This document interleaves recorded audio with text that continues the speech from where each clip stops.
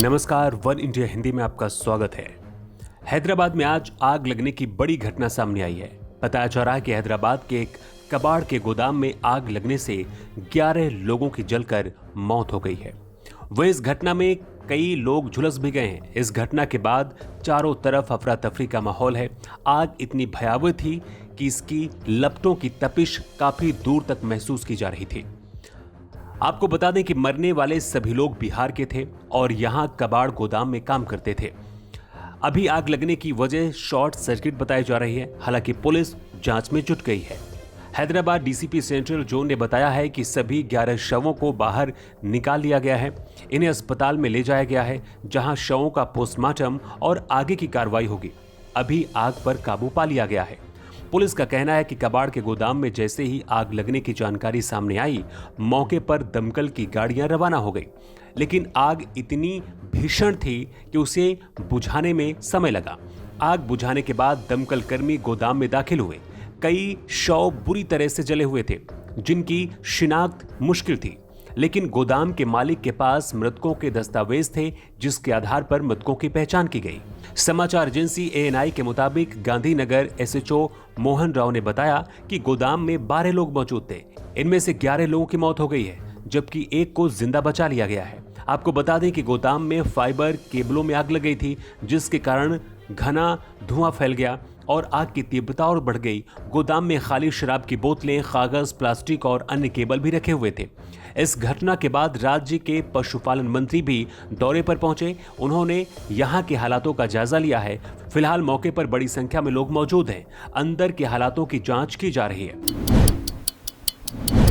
Hero motor Corp के मुखिया पवन मुंजाल के ठिकानों पर बुधवार को इनकम टैक्स का छापा पड़ा।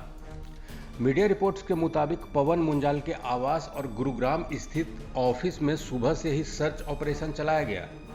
वहीं कंपनी से जुड़े कई दूसरे बड़े अधिकारियों के परिसरों पर भी छापेमारी हुई। पवन मुंजाल पर आरोप है कि उन्होंने अपने खातों में फर्जी खर्चे दिखाए। आयकर विभाग ने सुबह से ही छापेमारी की। दावा किया जाता है कि टीम को कई संदेहास्पद खर्चे मिले हैं। इसमें हीरो मोटर कॉर्प से जुड़ी कई कंपनियां भी शामिल हैं। अभी आयकर टीम की कार्रवाई जारी रहने की बात सामने आई है। छापेमारी को लेकर ना तो हीरो मोटर कॉर्प और ना ही आयकर विभाग की तरफ से कोई जानकारी सामने आई है। कई मीडिया रिपोर्ट्स में कार्रवाई को सही बताया गया है। वहीं आयकर विभाग की कार्रवाई के बाद हीरो मोटर कॉर्प के शेयर में गिरावट दर्ज की गई। सुबह 11 बजे तक हीरो मोटर कॉर्प के शेयर में करीब 2% की गिरावट भी दर्ज हुई। पवन मुंजाल की बात करें तो वो हीरो मोटर कॉर्प का जिम्मा संभाल रहे हैं। अभी हीरो मोटर कॉर्प का बिजनेस अमेरिका, एशिया, अफ्रीका समेत 40 देशों में है। इसका भारत के अलावा नेपाल और कोलंबिया में भी मैन्युफैक्चरिंग प्लांट है। हीरो मोटर कॉर्प का घरेलू 2 व्हीलर मार्केट में दबदबा है। अकेले 50% मार्केट पर हीरो का कब्जा है। वहीं पवन मुंजाल गोल्फ खेलना भी पसंद करते हैं। सोशल मीडिया पर गोल्फ खेलते उनकी कई तस्वीरें भी सामने आती रहती है। पुष्कर सिंह धामी आज एक बार फिर उत्तराखंड के सीएम पद की शपथ लेंगे। सोमवार को पुष्कर सिंह धामी को विधायक दल का नेता चुना गया था। शपथ ग्रहण से पहले पुष्कर सिंह धामी ने पूरे परिवार के साथ देहरादून के प्रसिद्ध टपकेश्वर मंदिर में पूजा अर्चना की। इसके बाद रेस कोर्स स्थित गुरुद्वारा में मत्था भी टेका और प्रदेश की खुशहाली के लिए अरदास की। वहीं मदन कौशिक भी मंदिर में मत्था टेकने पहुंचे। बता दें कि शपथ ग्रहण से पहले पुष्कर सिंह धामी ने वादा किया है कि वो सीएम पद संभालने के बाद उन सभी वादों को पूरा करेंगे जो बीजेपी ने चुनाव से पहले किए थे। इनमें यूनिफॉर्म सिविल कोड भी शामिल है। पुष्कर सिंह धामी ने वादा किया है कि वो पारदर्शी सरकार चलाएंगे। बता दें कि समान नागरिक संहिता यानी यूनिफॉर्म सिविल कोड का अर्थ होता है भारत में रहने वाले हर नागरिक के लिए एक समान कानून होगा, चाहे वो किसी भी धर्म या जाति का क्यों ना हो।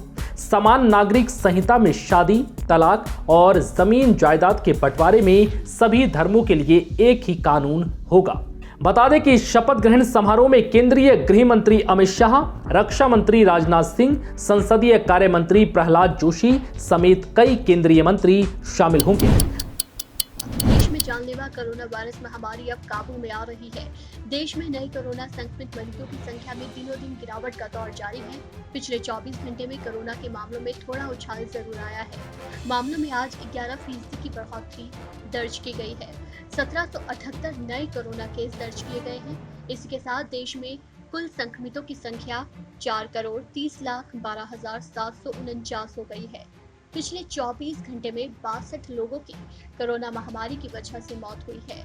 मौत के नए आंकड़ों के साथ ही देश में संक्रमण से मरने वालों का आंकड़ा अब 5,16,605 पर पहुंच गया है। वहीं बता दें कि देश में फिलहाल रिकवरी रेट बढ़कर 98.75% है। वहीं देश में डेली पॉजिटिविटी रेट 0.26% है। वीकली पॉजिटिविटी रेट 0.36% हो गई है। कोरोना वायरस के संक्रमण को हराकर ठीक होने वालों की बात करें तो पिछले 24 घंटे में देश भर में 2,542 मरीज ठीक हुए हैं, जिसके साथ ही कोरोना से ठीक होने वाले मरीजों की संख्या बढ़कर 4,24,73,057 हो गई है। ये जानकारी स्वास्थ्य मंत्रालय की तरफ से बुधवार सुबह जारी किए गए आंकड़ों के मुताबिक ही देश में एक्टिव केस भी 25,000 से नीचे पहुंच गए हैं। अब एक्टिव केस 23,087 हैं। इन आंकड़ों को देखने के बाद कहा जा रहा है कि ओमिक्रॉन वेरिएंट के कारण आई तीसरी लहर के बाद देश में हालात काफी सुधर गए हैं। कोरोना वायरस संक्रमण पर लगाम कसने के लिए सरकार वैक्सीनेशन पर काफी जोर दे रही है। स्वास्थ्य मंत्रालय के मुताबिक बीते दिन 30,53,897 खुराकें लोगों को लगाई गई हैं और अब तक वैक्सीन की कुल 181,89,15,234 करोड़ डोज लोगों को दी जा चुकी है। देश में अब 12 साल से ऊपर उम्र के बच्चों का भी वैक्सीनेशन शुरू हो गया है। वहीं 60 साल से ज्यादा उम्र के लोग बूस्टर डोज लगवा रहे हैं। कोरोना टेस्ट की बात करें तो पिछले 24 घंटे में देश भर में 6,77,218 टेस्ट किए गए हैं। अब तक देश में लगभग 78,43,00,000 कोरोना टेस्ट किए जा चुके हैं। अगर राज्यों के आंकड़ों पर नजर डालें तो मंगलवार के आंकड़ों के मुताबिक केरल में 702 लोगों को कोरोना संक्रमित पाया गया और 52 मरीजों की मौत हुई। नए मामलों की बात करें तो महाराष्ट्र में बीते दिन 156 लोगों को कोरोना संक्रमित पाया गया और लगातार दूसरे दिन किसी भी मरीज की मौत नहीं हुई। कर्नाटक में 92 मामले सामने आए और 2 मौतें हुई हैं। वहीं तमिलनाडु में 48 लोगों में कोरोना संक्रमण की पुष्टि हुई है और किसी भी मरीज की मौत नहीं हुई है। आंध्र प्रदेश में 30 और गुजरात में 10 नए मरीजों की पुष्टि हुई है। दिल्ली में पिछले 24 घंटे में कोरोना वायरस संक्रमण के 104 नए मामले सामने आए हैं और इस महामारी से एक और मरीज की मौत हुई है।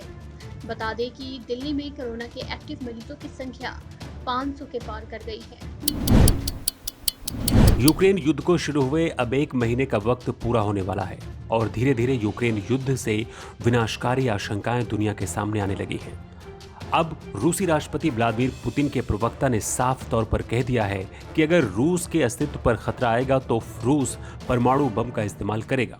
रूस की तरफ से आया ये बयान काफी खतरनाक है क्योंकि रूस पर अमेरिका और पश्चिमी देशों ने इतने सख्त प्रतिबंध लगाए हैं कि रूस की आर्थिक स्थिति अगले कुछ सालों में भयानक तौर पर खराब हो जाएगी। रूसी राष्ट्रपति पुतिन के कार्यालय क्रेमलिन के प्रवक्ता दिमित्री पेस्कोव ने कहा है कि यूक्रेन युद्ध के दौरान रूस परमाणु हथियारों का इस्तेमाल तभी करेगा जब उसके अस्तित्व के लिए खतरा मंडराएगा। पेस्कोव ने कहा है कि घरेलू सुरक्षा के लिए हमारी एक व्यवस्था है, इसमें परमाणु हथियारों के इस्तेमाल के नियम तय हैं। ये नियम कोई भी पढ़ सकता है। इसमें तय है कि अगर हमारे देश के अस्तित्व पर संकट आता है तो नियमानुसार परमाणु हथियारों का इस्तेमाल किया जा सकता है। क्रेमलिन के प्रवक्ता ने यह बात तब कही है जब उनका साक्षात्कार करने वाले क्रिस्टियन अमानपोर ने पूछा कि क्या वो इस बात से आश्वस्त हैं कि राष्ट्रपति पुतिन यूक्रेन पर परमाणु हथियारों का विकल्प नहीं चुनेंगे। याद रहे 24 फरवरी को यूक्रेन पर हमले के 4 दिन बाद ही पुतिन ने देश की सामरिक परमाणु इकाई को हाई अलर्ट पर कर दिया था। उनके इस कदम से पूरी दुनिया चौंक गई थी। इसे परमाणु हथियारों के इस्तेमाल की परोक्ष धमकी माना गया था। रूसी राष्ट्रपति व्लादिमीर पुतिन के प्रवक्ता पेस्कोव ने अमेरिकी न्यूज चैनल CNN के एंकर क्रिस्टियन अमनपोर से बात करते हुए परमाणु बम के इस्तेमाल को लेकर यह सनसनीखेज बयान दिया है। साक्षात्कार के दौरान उनसे पूछा गया था कि आप कितने आश्वस्त हैं कि पुतिन परमाणु विकल्प का इस्तेमाल नहीं करेंगे। रूस के राष्ट्रपति व्लादिमीर पुतिन ने लंबे समय के सहयोगी रहे पेस्कोव ने इस बात का खुलासा किया है, जिसकी वजह से पूरी दुनिया में हड़कंप जैसे हालात मच चुके हैं। यानी कि कहा जा सकता है कि रूस परमाणु हमला भी कर सकता है। रूस के ऊपर जो प्रतिबंध लगाए गए हैं वो काफी खतरनाक है और माना जा रहा है कि इन प्रतिबंधों की वजह से रूस में भूखमरी की स्थिति भी पैदा हो सकती है। जबकि रूस अभी भी अपनी बात पर टिका हुआ है कि रूस के आसपास वो नाटो को नहीं रहने देगा और यूक्रेन को नाटो में शामिल नहीं होने देगा। इस खबर में इतना ही। ज्यादा अपडेट के लिए आप बने रहिए वन इंडिया हिंदी के साथ।